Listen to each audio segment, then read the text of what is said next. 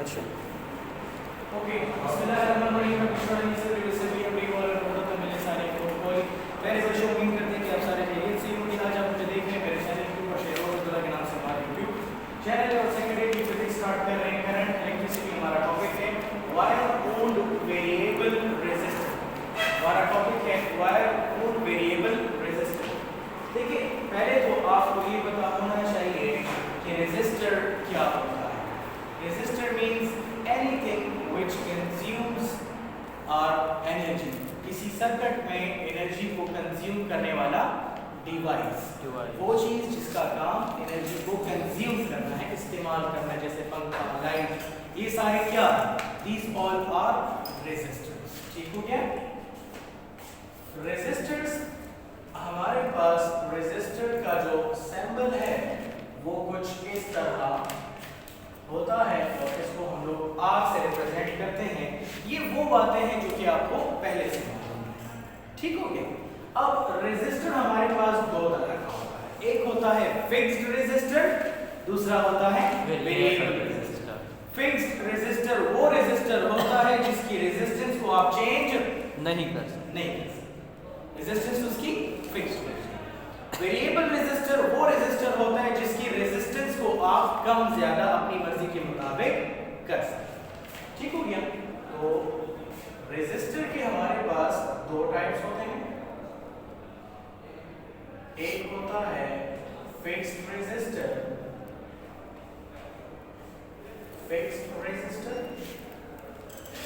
और दूसरा होता है वेरिएबल रेजिस्टर। एक होता है फिक्स्ड, दूसरा होता है वेरिएबल। फिक्स्ड रेजिस्टर क्या है? वो रेजिस्टर जिसकी रेजिस्टेंस को आप चेंज नहीं कर सकते, जो कि फिक्स्ड हो, जिसकी रेजिस्टेंस को आप चेंज नहीं कर सकते। वेरिएबल रेजिस्टर वो होता है जिसकी रेजिस्टेंस को आप अपनी मर्जी के मुताबिक वेरी कर सकते हो, इंक्रीज डिक्रीज थोड़ा सा चेंज ला सकते हैं। उसको हम लोग क्या कहते हैं? उसको हम लोग वेरिएबल कहते हैं। अब देखिए क्वेश्चन ये है कि वेरिएबल रेजिस्टर कितने तरह का होता है। अब वेरिएबल रेजिस्टर के भी मल्टीपल टाइप्स होते हैं, समझ आ रही?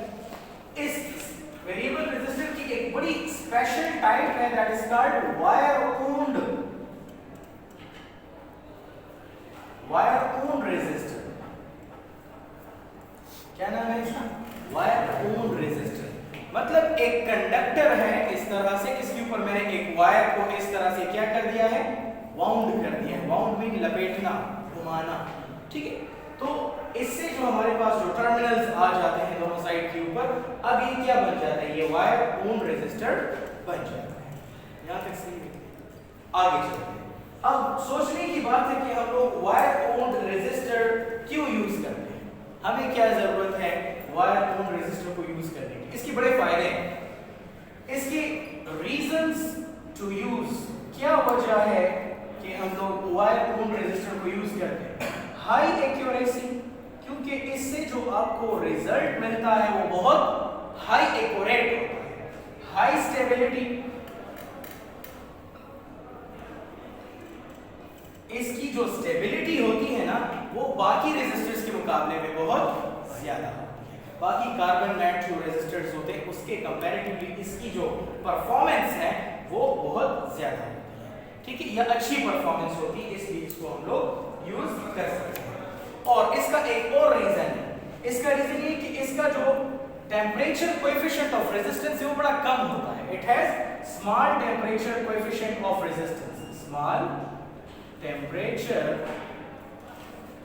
Coefficient of resistance.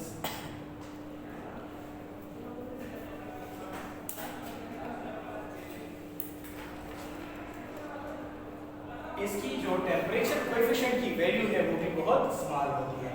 यहां तक सही हो गया। अब वेरिएबल रेजिस्टर को आप दो तरह से यूज कर सकते हो, या तो आप इसको करंट कंट्रोलिंग डिवाइस के तौर पे यूज कर सकते हो, या तो आप इसको वोल्टेज कंट्रोलिंग डिवाइस के तौर पे यूज कर सकते हो। हमारे पास जो वेरिएबल रेजिस्टर है या वायर ओन्ड रेजिस्टर, ये दो तरह से यूजेबल होता है। ठीक है। पहला है रियोस्टेट, रियोस्टेट क्या है? याद रखिए रियोस्टेट एक वेरिएबल रेजिस्टर है जिसका काम करंट कंट्रोल करना है किसी भी सर्किट के अंदर। किसी भी इलेक्ट्रिक सर्किट में करंट को कंट्रोल करने के लिए हम लोग इसको यूज कर लेते हैं। तो आप कहते हैं कि the device which is used to control the current in the electric circuit, जिसका काम इलेक्ट्रिक सर्किट में करंट को कंट्रोल करना होता है, ऐसे डिवाइस को हम लोग क्या कहते हैं? रियोस्टेट। क्या कहते हैं बेटा? इसको हम लोग रियोस्टेट कहते हैं। अब रियोस्टेट बेसिकली दिखता कैसा है? देखिए रियोस्टेट आपने अपनी फिजिक्स की लैबोरेटरीज में अक्सर देखा होगा, लेकिन आपकी नजर उस पे पड़ी भी होगी, लेकिन आपको समझ नहीं आया होगा बेसिकली है क्या। आपके फिजिक्स लैब में इस तरह की एक इंस्ट्रूमेंट पड़ी हुई है। मैं जरा डायग्राम ड्रा कर लेता हूं, कुछ इस शेप का होगा।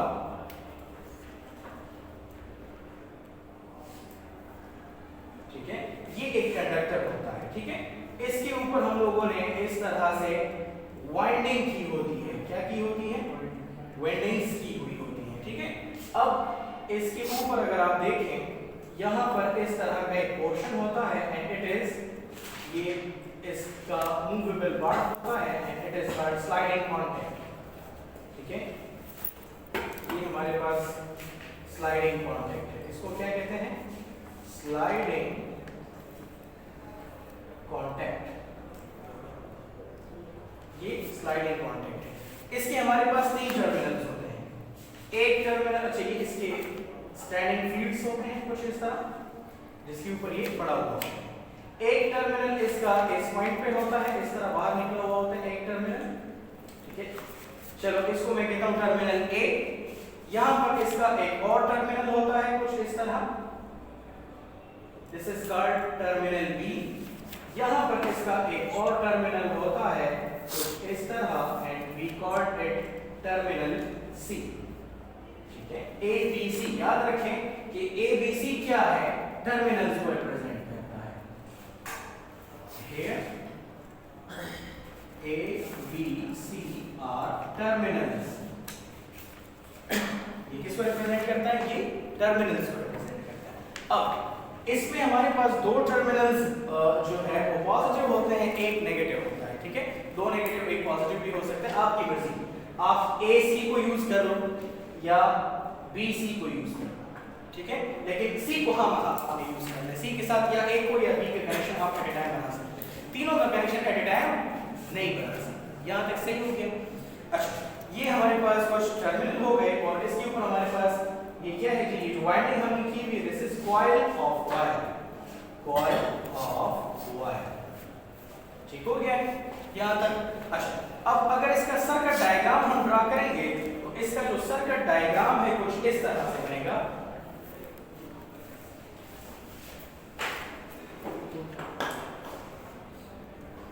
अगर आप इसके सर्किट डायग्राम को देखें तो इसका सर्किट डायग्राम कुछ इस तरीके से है।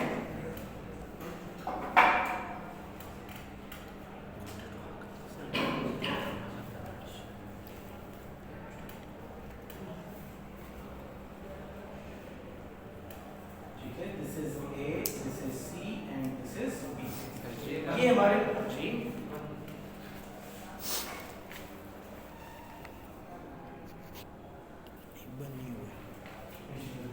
ओके, तो ये हमारे पास क्या है? ये हमारे पास इसका सर्किट डायग्राम है। ठीक हो गया? अच्छा, आगे जरा चलते हैं और देखते हैं कि इसको मोशन कैसे दिया जाता है। देखिए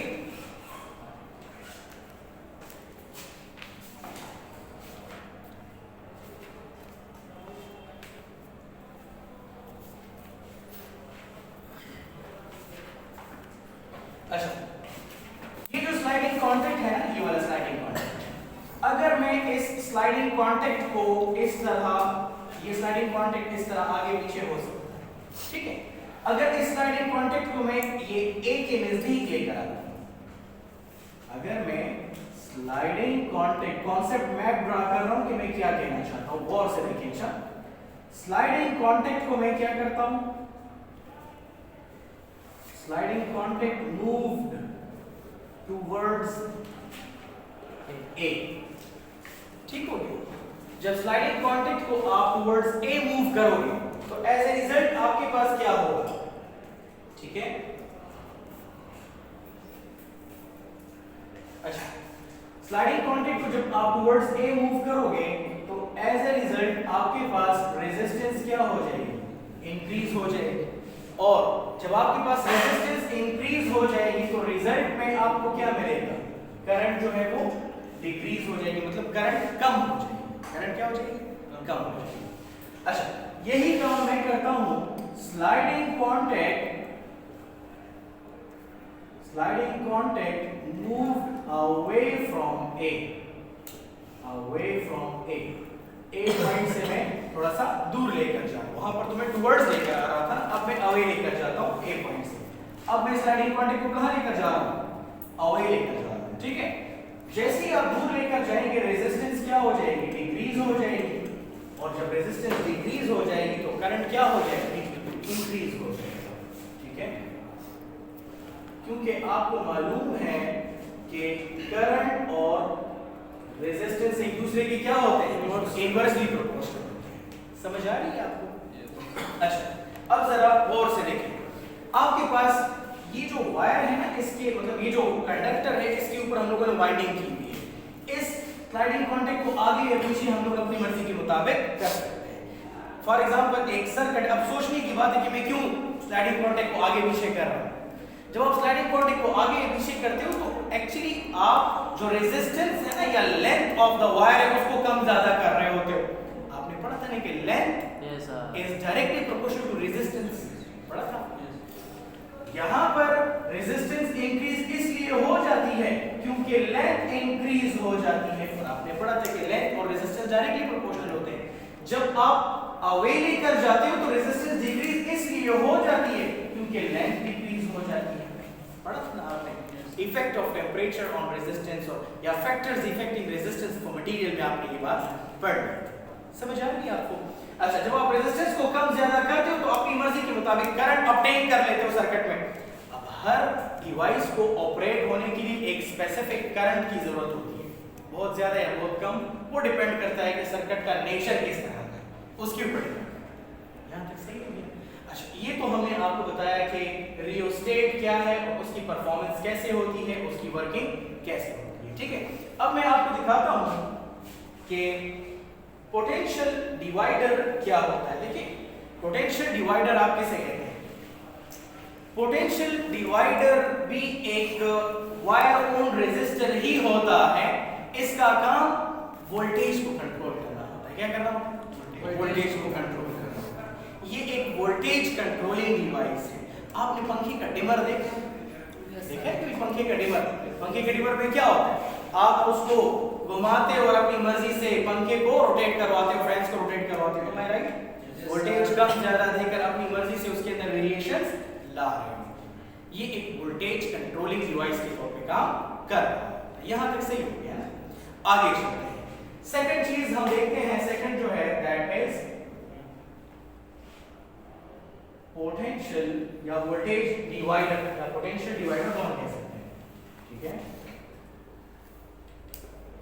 पोटेंशियल डिवाइडर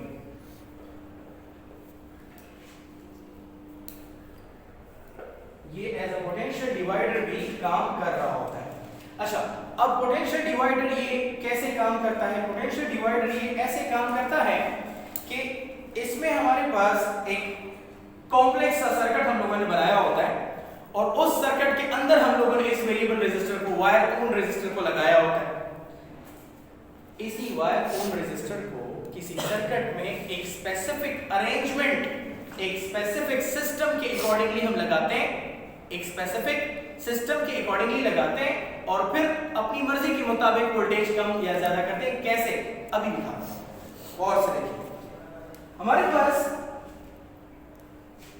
ठीक है, आप यूं भी डिफाइन कर सकते हैं कि the wire wound resistor, wire own resistor can be also used as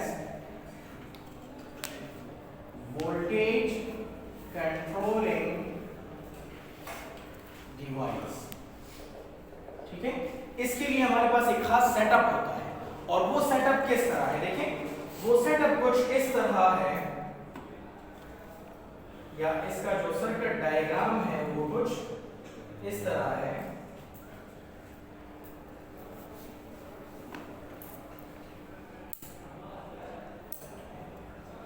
ये पॉइंट बी पॉइंट है, ये पॉइंट ए पॉइंट है,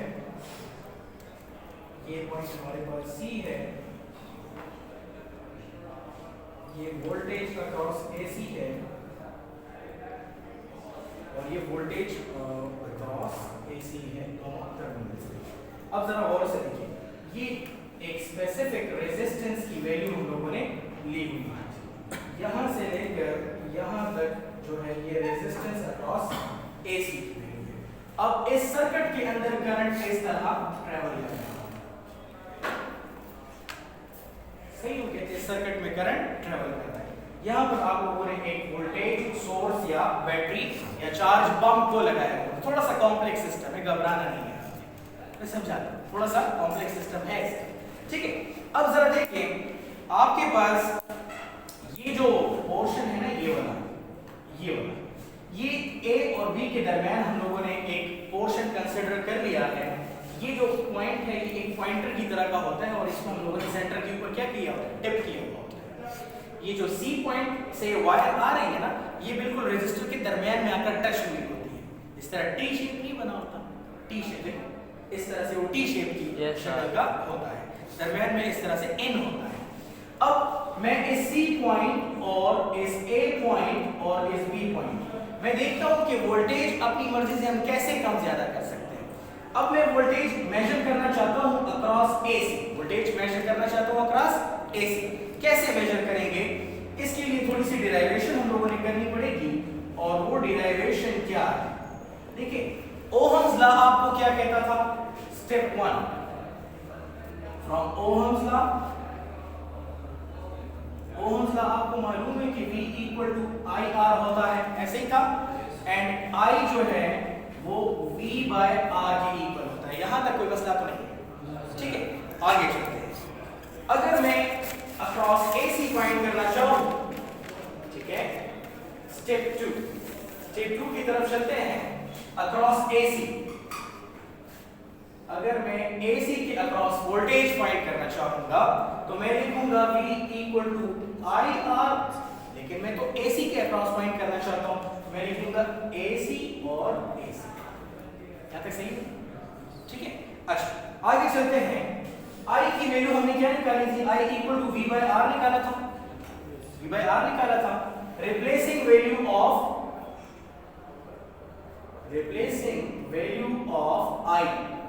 I की वैल्यू इस जगह पे हम रिप्लेस कर देते हैं, समझ आती है आपको।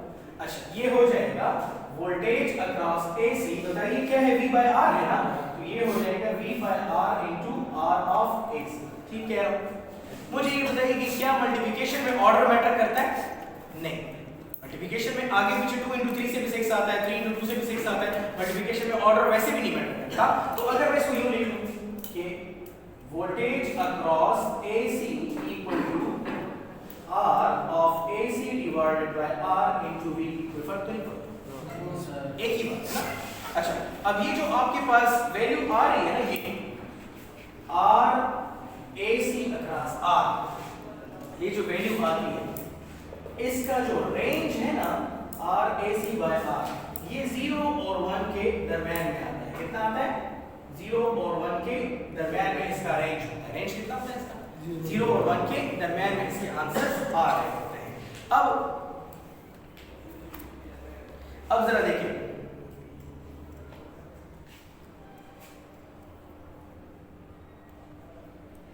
अच्छा इसका जो रेंज है ना, हम लोगों ने एक्सपेरिमेंटली मेजर किया कि इन दोनों से जो आंसर आता है वो 0 और 1 के दरमियान में आता है। अब दो बातें करते हैं, जरा देखते हैं कि कॉन्सेप्ट मैप में इसका क्या होता है, कॉन्सेप्ट मैप। अच्छा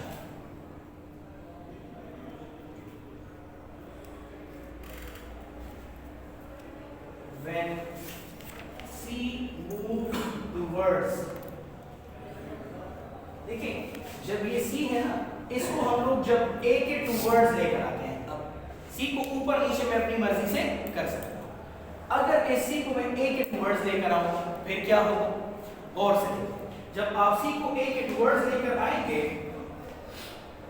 towards end B, towards end B, sorry मैं थोड़ा सा गलत हो गया, जब मैं सी को ए के सॉरी सी को मैं बी के टुवर्ड्स लेकर जाऊंगा, सी को कहां लेकर जाऊंगा, बी के टुवर्ड्स लेकर जाएंगे, इससे हमारे पास क्या होगा, इससे हमारे पास वायर की एज ए रिजल्ट हमारे पास जो वायर है उसकी लेंथ क्या हो जाएगी, डिक्रीज हो जाएगी, वायर की लेंथ क्या हो जाएगी, डिक्रीज हो जाएगी, और as a result voltage across ACB क्या हो जाएगा, डिक्रीज हो जाएगा।